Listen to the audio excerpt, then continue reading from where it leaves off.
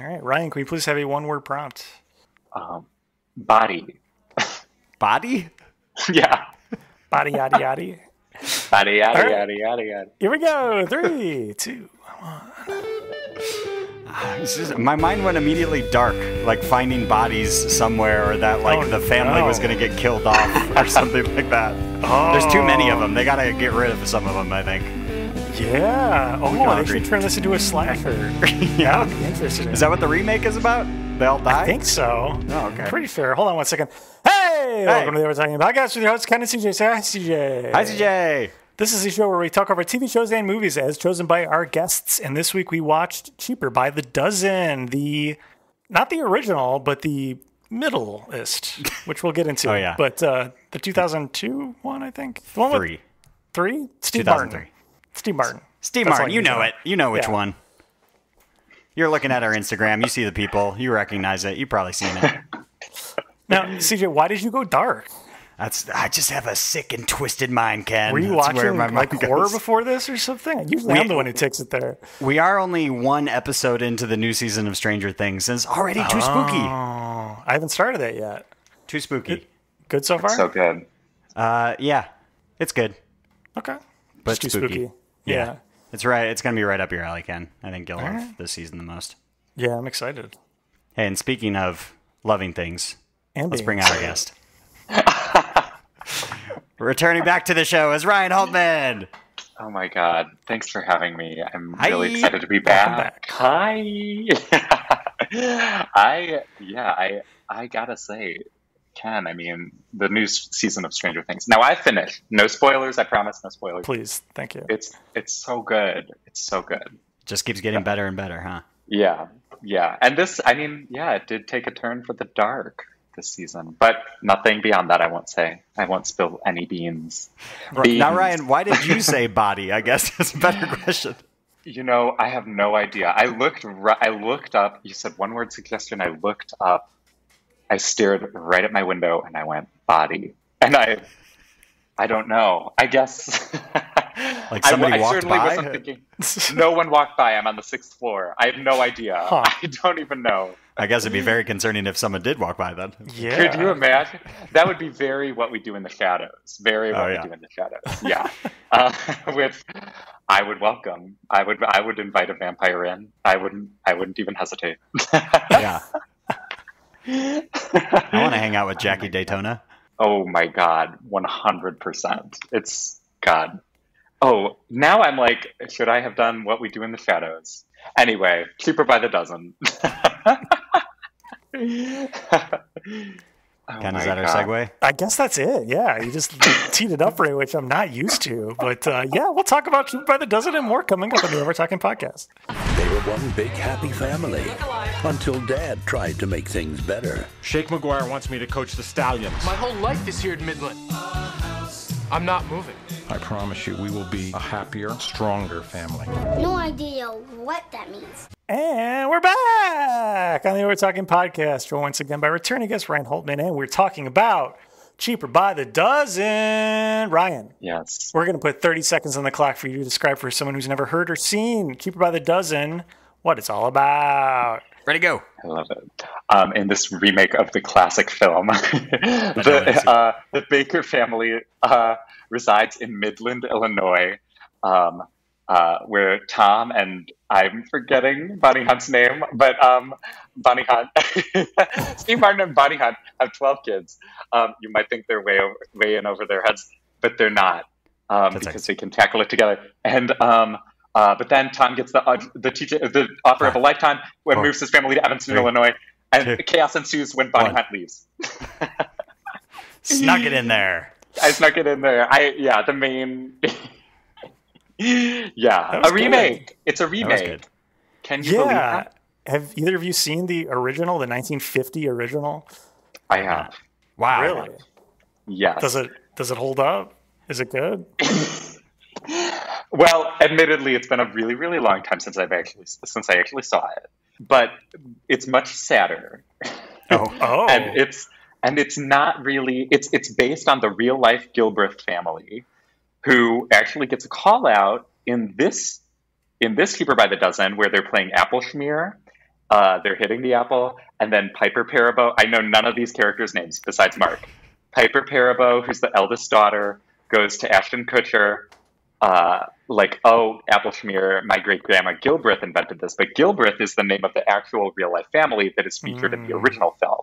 Just a little bit of trivia. Wow. And that's cool. It's sad. It's actually sad. The dad dies of a heart attack at the very end.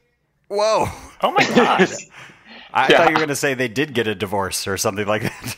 Or one of the children was murdered or something. One of the children was run over by a new Ford car. No. Model T. A Model T Ford. It's so sad because one of the youngest child, I think, turns to somebody and goes, "Daddy's dead." And then credits. That's how they move. Oh my God. I mean, it's like they bury him, I think, and then it's like, that's it. This actually, now I looked, as I was looking for a little cute background photo, I saw that Bonnie Hunt had taken the first stab at writing a script for this Keeper by the Dozen. Oh. As a dramedy. Yeah, as a dramedy. Oh, and the 2022 one? No, this. the Steve Martin. 2003. 2003. Wait, Okay. Ken, how old do you think Bonnie Hunt is? Oh, that's fun. Yeah. And but she wanted, but it was a dramedy, and the dad had cancer. Jeez. And all I could think was like, if they went that route, like Steve Martin has cancer and he also falls from a chandelier, like. Jeez. Yeah. It's like Can't it win. would be just like, yeah, you really can't win. You can't win with that. Dang. Well, see, that's how they should have ended this one, except instead of cancer, he did fall from the chandelier again at the end. And dies. like cuts his carotid artery or something like that. He bleeds out. I would have gone like breaks his my. neck or something like that. It's just like a quick death. But Ken, you want a slow and painful in front I of want the that kids? whole front foyer to be full of blood by the end of this movie. Jesus. Oh my God. All the kids run in, but they slip on the blood, and That's it's all right. a mess. Well, it's the comedy part again. Yeah. Well, this is literally insane too, because now this house that they filmed at, like a famous person I just saw like a few weeks ago, Kat Von D, I think their name is. They're a tattoo artist or something, but they bought this house and they turned it into a gothic extravaganza. Where is the house? Is it actually in Evanston? It is not. It's in I LA. looked this up. They're a bunch of posers. None of this was shot in Chicago or Evanston. They're liars. none of it was. Did you see that the train station had Chicago, in old-timey Chicago letters? Yeah.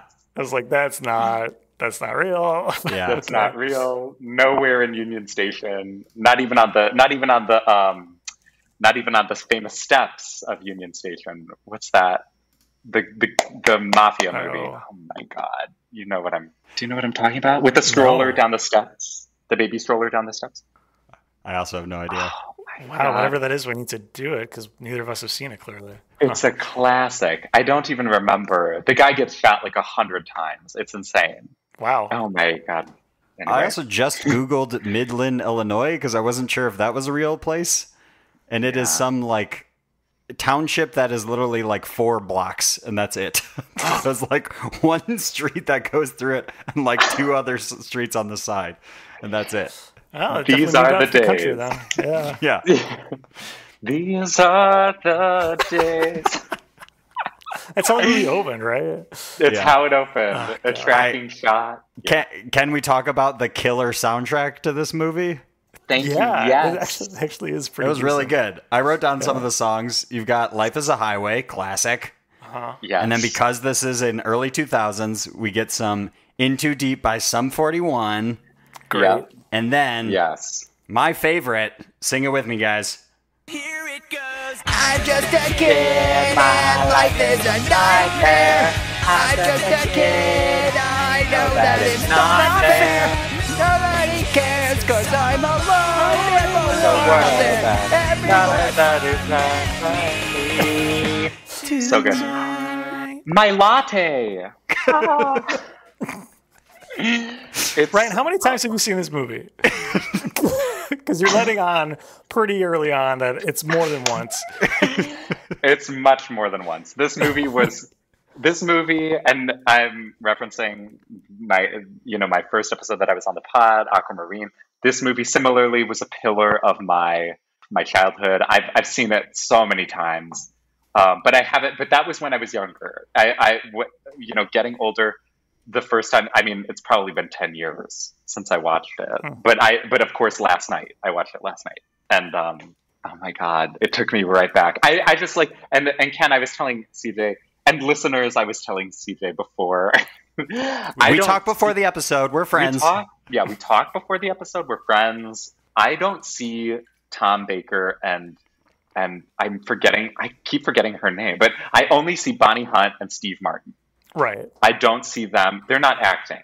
This is them. They actually have 12 kids. They're married.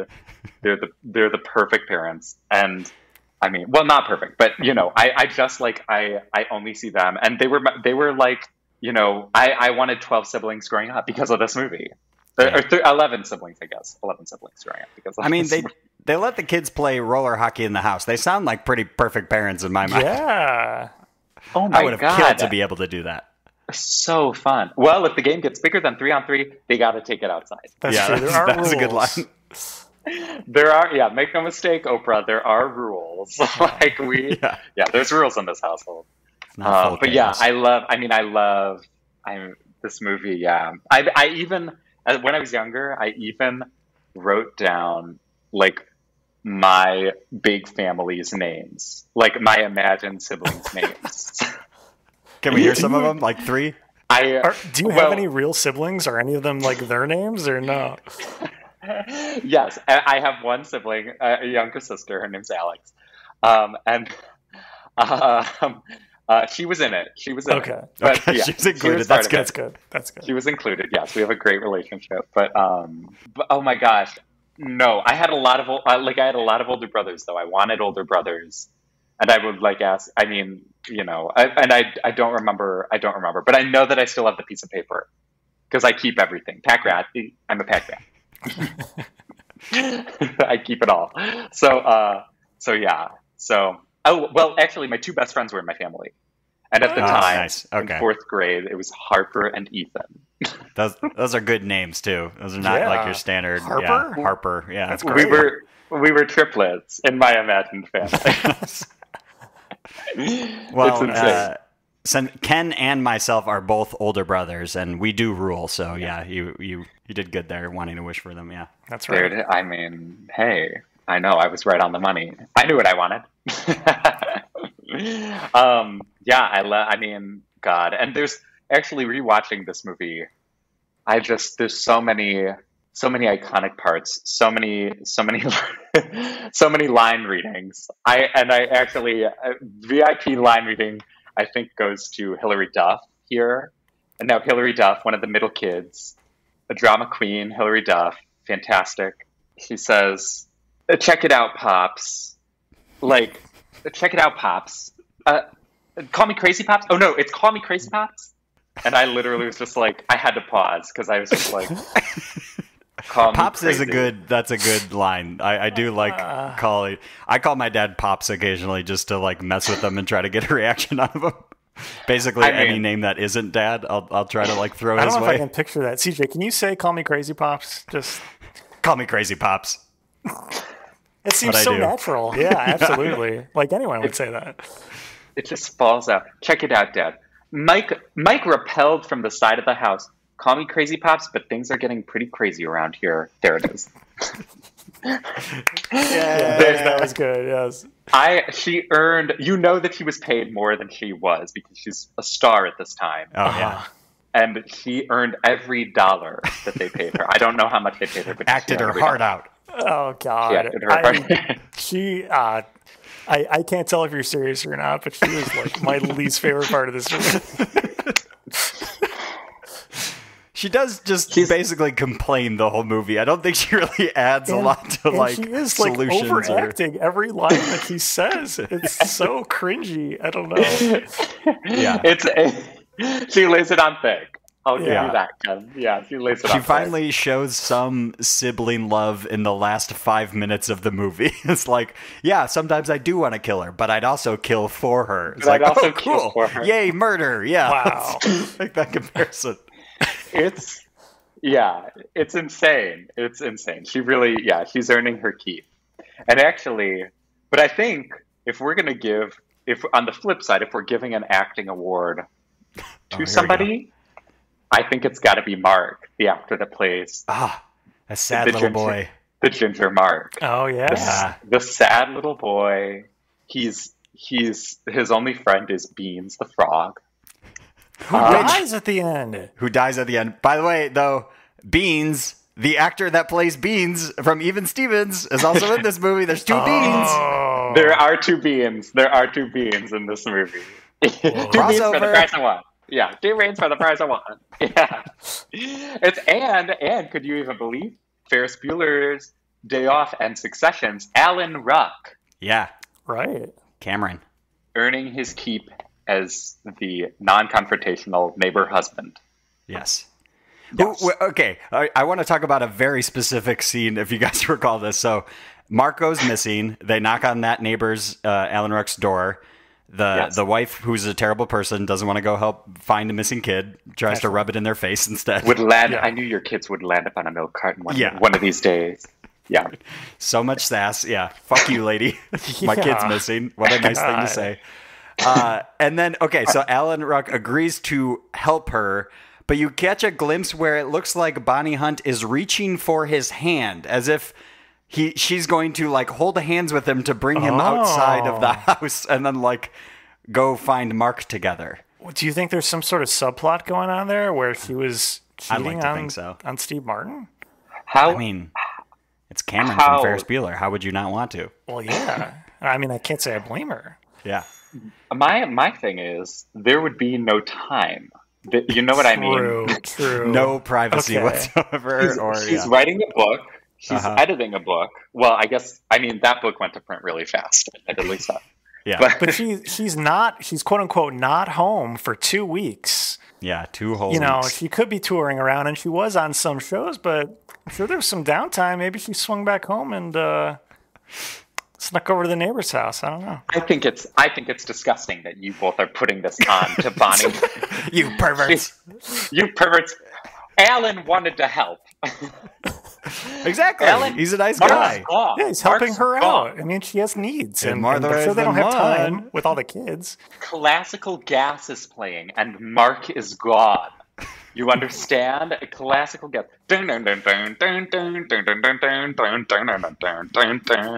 Mark's gone. Emotions are high. Things happen to people. You get feelings. Her eldest daughter is dating an actor. Yeah. What on earth? Also, wait, actually, those parts too. I mean, I hope they're in the Academy of Film's new museum, because soaking his underwear in meat and take it to the max. The Ashton Kutcher. Yeah. It's fantastic. I did like the sort of like fourth wall breaking where he is an actor in this movie and goes like, "This is my whole thing," pointing to his face like, "This is how I get the jobs." It's like, I'm not that good of an actor. Right. I know that. I'm not that good of an actor. Yeah. So on the opposite end of Hilary Duff, I think Ashton Kutcher is my favorite part of this movie. Okay. He's so good. Yeah. Oh my God. Tom, could we keep the kids away from the LeBaron? I just had her waxed. Respect the perimeter. They're also they're in like a modernist apartment. It's insane. Like it's some weird loft thing. Yeah. You know, they have the like zigzag royal blue martini glasses in the glass paneled cupboards, and like the center table looks like it's right out of I don't know, the Museum of Contemporary Art. Like, it's insane. I really appreciated his driving gloves. Love a guy that wears little strappy leather gloves to take out the LeBaron. They come with that car, I think. Yeah, that's true. Yeah. They probably hand you those with the keys. Right. You're going to need these. Trust us. Yeah, you're not going to want to actually touch his car. And make sure to always respect the perimeter. Yes. Bonnie Hunt going, oh, he's a winner. Oh, he's a winner. I just was like, yeah, he is. Here we go. Yeah, he is. Excuse me, I'm on TV. Mark, my brother's missing. Yeah, I'm wants on to watch TV. himself in a commercial. I'm on TV. Oh my God. See, Ryan, Yeah. you're mad at us for implying this marital affair, but if you watch the bloopers, Bonnie Hunt starts making out with the oldest son. Yeah, her own son. Her own blood. So, It's not how do you I don't explain think. that? Okay, but wait, what's his name? He's from Smallville. Tom. No idea. It's Smallville. That's what you can just call him. Tom Smallville. Yeah. Tom something. Okay, Tom Smallville. I mean, if he was your eldest son, I think you'd start making out with him too. He's a hunk, yeah. Football star? You kidding me? I'm a senior in high school. Are you kidding me? Yeah. No. Yeah, right. So apparently Jared Padalecki or whatever, the bully who's in it for like 1 second, was supposed to be the eldest son. The guy from whoa. Supernatural, if you know him. But he couldn't make it due to some sort of conflict. But they still put him in as the bully because he was taller than Smallville guy. Wait, what? Oh, the bully at school. Oh, Yes. Smallville guy's bully. I was thinking like the young latte. Oh, bully. the young kid? No. Oh, I don't know those the upside down visor and the like monotone colors and stuff. Yes. Ugh. They pull up, and that's so maybe not Evanston, but it's very North Shore. Yeah. By the way, they pull up. They're in the blacked out windows. They're like, no. The kids drink coffee. Yeah. Yeah, my latte. That's my latte. I mean, I was just like, yeah, this all rings true. And I love all the little kid fighting is just wrapping your arm around their like neck and be like, I got him. Oh, this is a fight. I mean, just roll around in the dirt, basically. And at that point, the kids are so pissed off at their parents, and the kids are so pissed off at their parents that basically like they are sticking up for the sibling that they say was dropped off by the UPS guy. The FedEx guy, excuse me. The FedEx guy. Oh, Right. oh my God. FedEx. The UPS guy. That's his whole Wow. thing. His nickname That's his FedEx. Which like that's a mean nickname. That's a for brutal, a pretty sibling. brutal. Yeah. It's a brutal nickname. Nickname. And I guess too for the listeners, I mean, I gave the 30-second thing at the 30-second plot, but what happens is Steve Martin gets his dream job, brings the whole family to Evanston. Bonnie Hunt leaves on her book tour, and the family runs crazy. These kids are crazy. They're puking in the kitchen. They're slacking on their chores. They're throwing blocks at the preschool teacher. They're giving snakes to people, to the neighborhood children. To beans. I mean, to beans. They're giving snakes to beans. Which also, it's insane. These kids are out of control. And Steve, this is a bad. I mean, this is the stay-at-home dad. This movie is like this says to the stay-at-home dad sort of thing. This progress that we've made with stay-at-home dads. It says to it, dads can't handle it. They Not can't equipped. handle it. They are not equipped, and mom has to come in. And Mom save the always day. has to come in to save the day. Which, I did like a part that made me chuckle. Kid comes and pukes in the kitchen. Steve Martin yells for help. Another kid comes in, slips on the puke, gets up, and then pukes because he's covered in puke. That got me. That was pretty funny. it's so good. Pasta de la crunch. Yeah. Whoa. I wonder how many of those lines he like ad-libbed or something. Yeah. Felt like a few every now and then was like, I wonder if he just made that up. Apparently, just because of how crazy it was with all these little kids around, like a lot of the stuff was like came up on the set for it. Like the meat underwear thing, Steve Martin came up with apparently on set. Oh. The kids So at the good. beginning, the two twins, when they're dumping like the entire bag of dog food out into the bowl, that was they just did that and they happened to get it on film. Like that wasn't part of the script at all.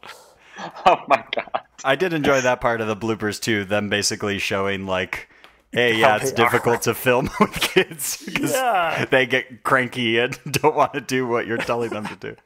Yeah. Oh my God. That set must have just been, Yeah, it must have just been chaos. Yeah. Sure. It's so.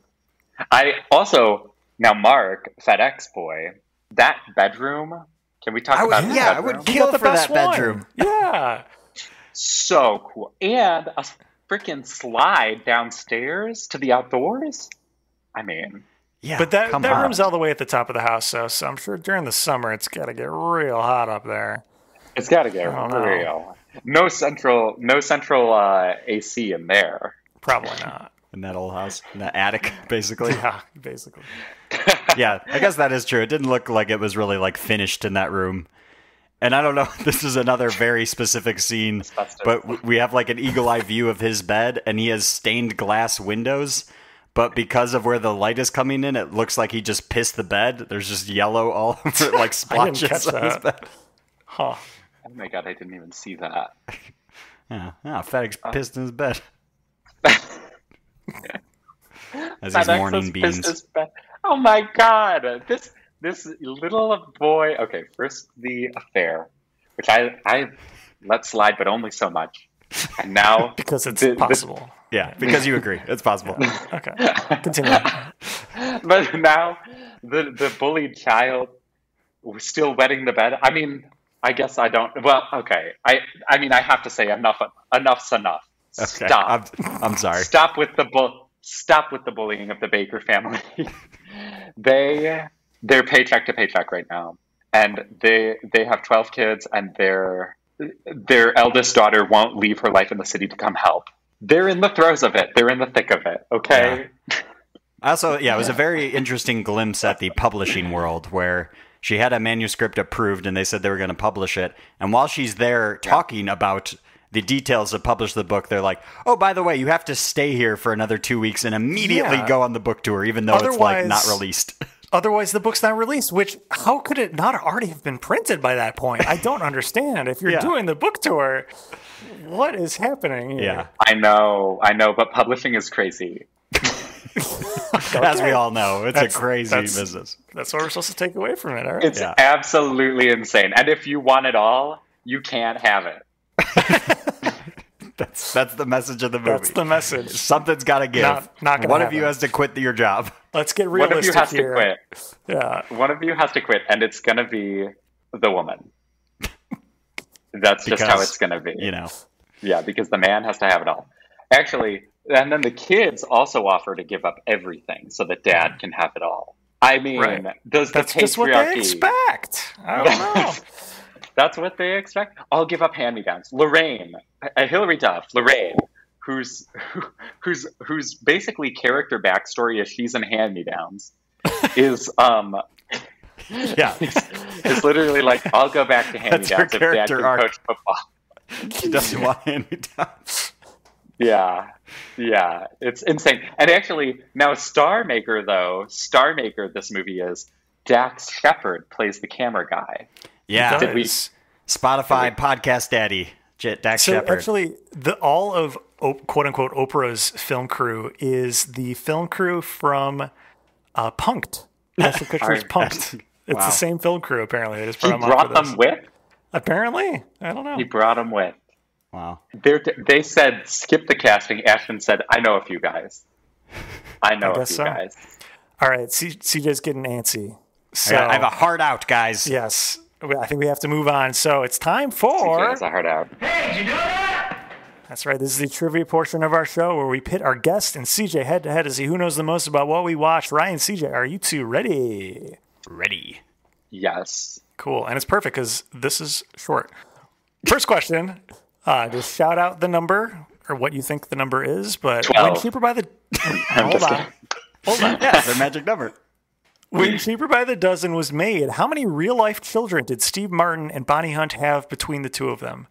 I mean, not, actually with each other, but... This like is what in I their was families. saying. They're like mom and dad. Yeah. Ooh. I only see them as 7. Okay. I'd say 9. CJ's closer, I guess, so I'll give you the point, but the correct answer is 0, apparently. Oh. Neither of them had children at this point in their lives. Huh. Steve Martin only recently had his first child, like 5 years ago or something. Oh, wow. Oh Which my is crazy God. to me because he's kind of older now, I think. I don't know. He's a little old. Yeah. Wait. Wow. Okay, I can't believe actors. Bonnie Hunt didn't have any kids either. She's very maternal. I don't know. Good actor. She is. Yeah, I guess so. Yeah. What is she doing now, by the way? I haven't seen her in anything. Yeah. I feel like she know, hasn't that's the creepy been in anything in a while. I know. I have no idea. I don't even know. She had her own show at one point, right? Oh, That's all I remember. Anyway. All right. Next question. This is multiple choice. Who else was considered for the role of the dad in this movie? Was it A, Robin Williams, B, Jim Carrey, C, Matthew Broderick, or D, Mel Gibson? Matthew Broderick, a little Ferris Bueller's Day Off reunion. Oh my God. Robin Williams would have killed it in this role. I'll say him. Okay. And I'll do Matthew Broderick, I think. Okay. Robin Williams is correct, but also Wow. one other name is true, but it's not Matthew Broderick. It's Jim Carrey. It's not. It's Mel Gibson, apparently. I don't know why the hell they would have gone. I'm glad they didn't go with Mel Gibson. Really quick, you know how we said Bonnie Hunt, we haven't seen her in a bunch of things lately? Yeah. She had her own show called The Bonnie Hunt Show. That's what I was talking about, yeah. Oh, okay, that lasted for 276 episodes. Oh my I've never God. heard that before. Yeah, she was very big at one point. It sounds familiar. But It was after this. Yeah. this Nice. a star maker. I mean, she was a star beforehand, but star maker. Launched her career. Yeah, so good. All right. We'll do two more. CJ, you have 2 points, right? Okay. Right. Just to give Ryan a chance to catch up, we'll do two more to see if it'll tie, but I don't know. Okay. What is the Rotten Tomatoes Tomato Meter score in percentage? This is the critics score on Rotten Tomatoes. Closest without going over. CJ, since you're in the lead, you go first. Critics. Harsh.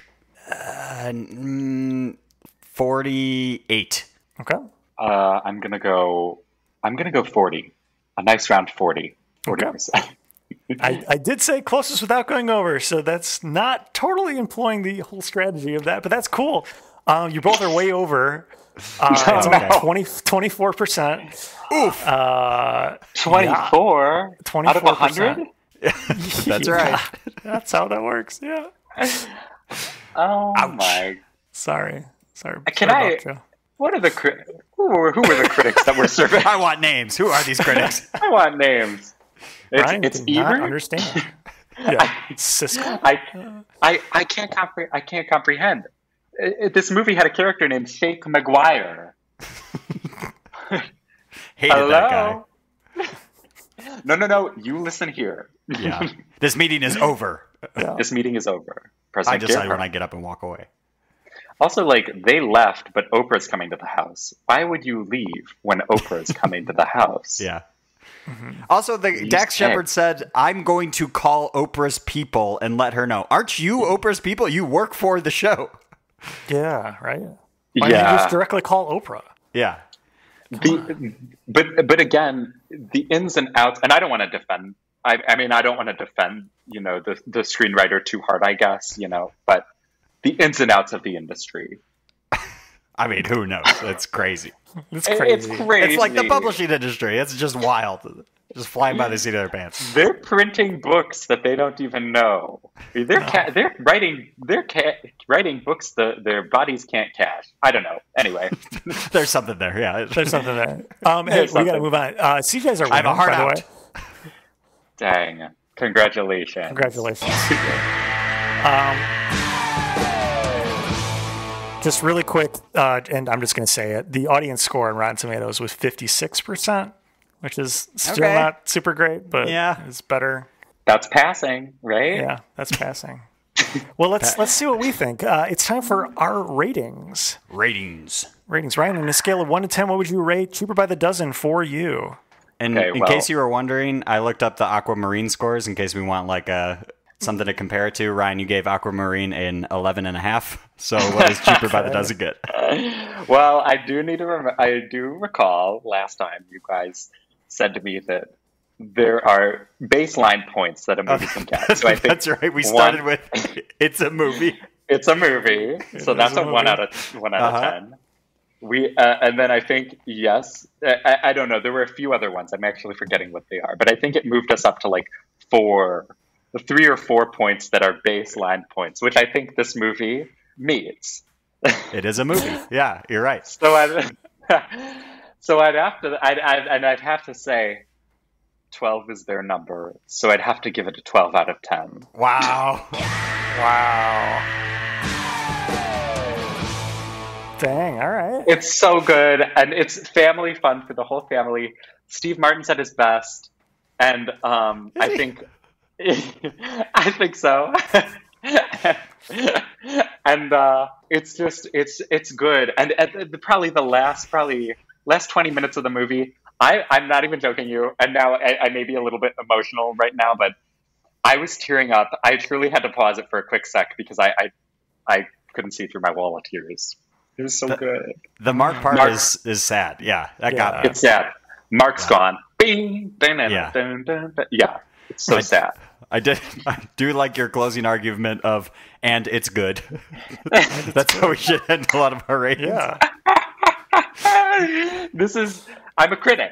You understand? That's right. I'm a critic. Yeah. I look at everything and I go, okay, it's good. It's good. Yeah. Well, what are yours? See, do you want to go first or should I? Sure. Let's see. Okay, it's a movie. It gets a point. Steve Martin getting another point. We're up to 2. The soundtrack, 3 points. Gotta love some Simple Plan. Yes. It did pull at my heartstrings at the end. I gotta be honest. Yeah, it got a little sad there. Another point for that. Didn't hate it. Didn't love it. Maybe this is like the point threshold for would you watch it again? Yeah. Would I watch it? I would never myself be like, we should watch this. But if someone were to throw it on and I happened to be in that room, I wouldn't be like, oh, well, this sucks. I'd be like, yeah, okay, fine. We can watch this. So with that being said, maybe like, for me, it's a 5.5. Okay. Passing. I think that's passing, right? That's pretty in line with the audience score in Rotten Tomatoes. Yeah, that's higher than Aquamarine. So we're getting there, Ryan. We're improving in the scores. I gave a 4 to Aquamarine, so better than that. What did I give to Aquamarine? You gave it a 3, which I think you were the one to set the sort of baseline of like, it's not getting any more points than that. It was a movie. Yes. Okay, so I'm actually going to approach this from the other angle. I'm going to start out with a full 10 points because it's Steve Martin, Ashton Kutcher, the best people ever. But I got to knock off a point every time Hilary Duff said something. So a 5 for me. 5? Okay, cool. Yeah. 5. Listeners, you can tell how much she's in the movie. She's in it barely 5 times. Yeah, 5 times. So that's it. Wow. Okay, fair. Thank you so much for coming back on, Ryan. We love having you. Do you have anything you want to plug at the end here? Oh my gosh, yes. I'm at Logan Square Improv, June 26th. The Sunday show. Me and my little team, Firm But Fair. We're opening for Little Heroes in the late 90s. 2 teams that are, they're amazing. They're the best. I hate to break it to you, that show has already happened by the time this comes out. Oops. Oh my So God. I hope it was a good one. Wait, the 26th?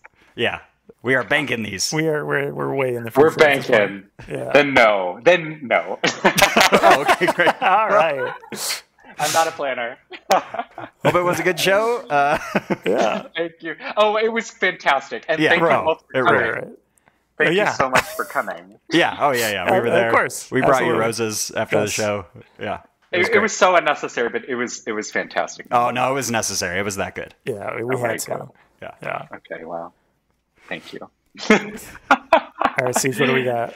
You can follow us on all the things at Overtalkingpod. Call or text us at USACat1591. Email us at overtalkingpod@gmail.com or go to our website, overtalkingpod.party. You can type in the word Aquamarine, find Ryan's first episode. It was a good one. A lot of fun. That's right. Check it out. And we have 30 seconds left, so I don't think we have time for the Overtalking Overlords no, we this definitely week. have time. So, shoot. Oh, no. No, they're here. I'll go as quick as I can. The Overtalking Overlords have arrived. There are ghastly, otherworldly landlords who arrive at the end of every episode to remind me to remind you, if you like the show, please go on iTunes and rate and special review. Reviews will help people find this podcast. Also, we spend no money in advertising, so if you like the show, please tell a friend and spread the word. We really appreciate it. Thank you. And I'm actually going to catch a ride with them, so I'm going to go now, too. Okay, bye. Wow. This episode of the Overtalking Podcast was edited and produced by Ken and CJ. Special guest this week was Ryan Hultman. Music by Justin Peters. Logo by Nate Richards. Check out Nate's work on Instagram at Nate Richards Designs.